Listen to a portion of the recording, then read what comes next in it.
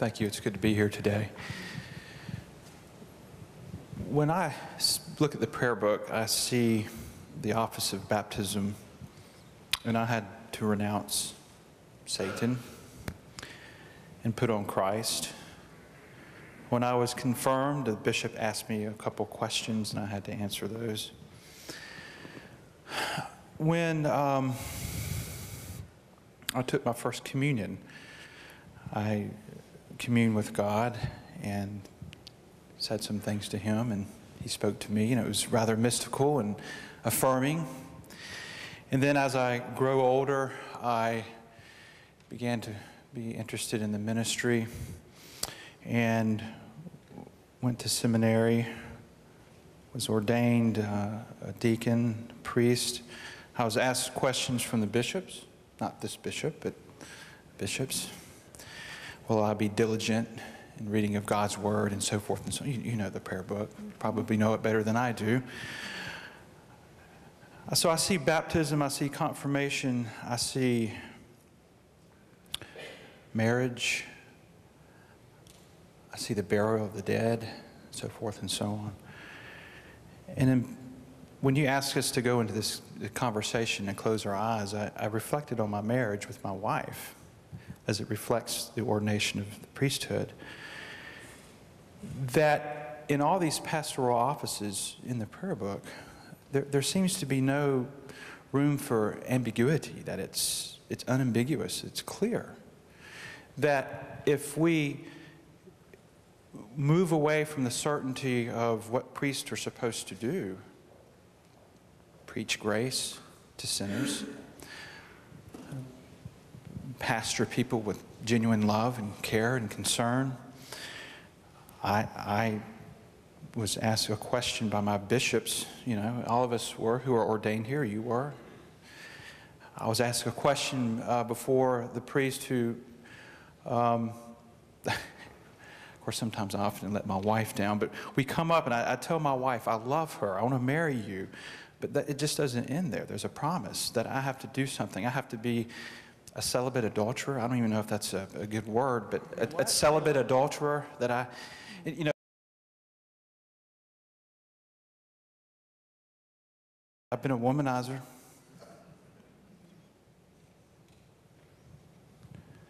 And so when I pledged to love to my wife, there was a promise that had to come with that.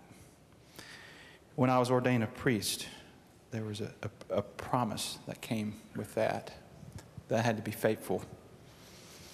And I bring up all these different pastoral offices in the prayer book because there seems to be certainty that runs through them.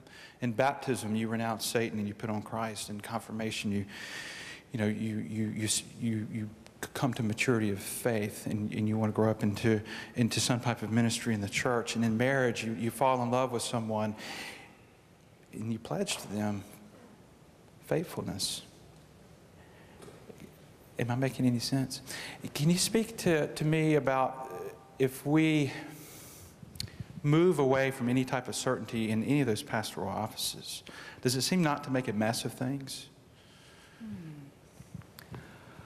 You assert the reality of certainty in the pastoral offices, and I would encourage you to look at, for instance, how our theology of marriage has grown and developed over the different prayer books which we've used.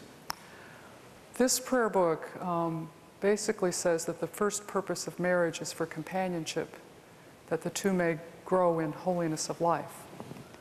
This is the first prayer book to put that first. It says later on, if it is God's will for the procreation of children. The 28 prayer book said pretty clearly, as did the 1662 said for avoidance of fornication. 28 said for the raising of children in the Lord. That's why my wife wanted in the to Lord. use the 1662. She's not here to defend herself. She just finally realized what she married. Okay. Somebody spoke earlier about the 1958 Lambeth Conference. That conference also dealt abundantly with issues of marriage theology, and the role of a family. In that, one of the statements from the 58 Lambeth Conference comes the statement that we look for an understanding of Christian family as reflected in the Godhead, in the Trinity. And I sat there when I ran across that and said, what kind of language does most of the church want to use for the Godhead? Masculine language. What does that say about our understanding of family? Why is it so much of an anathema in some parts of the church to talk about family as masculine?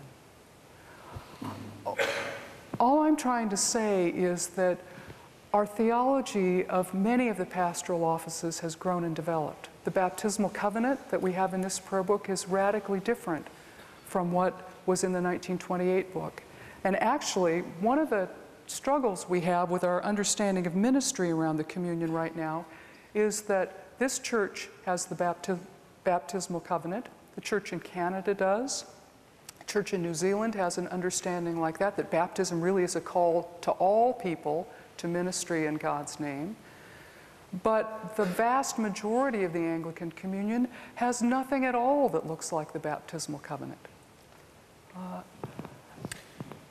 So it's grown and developed in many, many different ways. Is there whether we use gender inclusive language or not, that's not the question. The question is there a faithfulness involved in these pastoral offices that we are to hold to? What does it mean for a priest to banish doctrines that's heresy? What is heresy? What is if I'm to banish other women in my marriage, what is that woman? Are we just living in a world that's just ambiguous, and I'm not sure what is she pretty or not, or I'm definitely tempted by heresy as I look at myself, and I'm definitely tempted by other women, of course. I mean, but I have to push them away. I've made that pledge to do so, not only in my marriage, but also as I was ordained as a priest too. And I just wanted to enter that conversation with you. Thank you.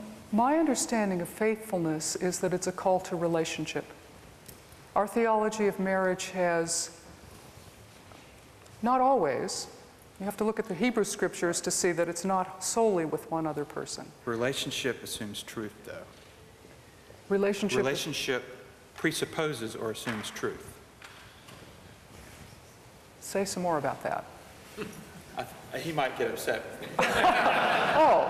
This is the run for the tall grass.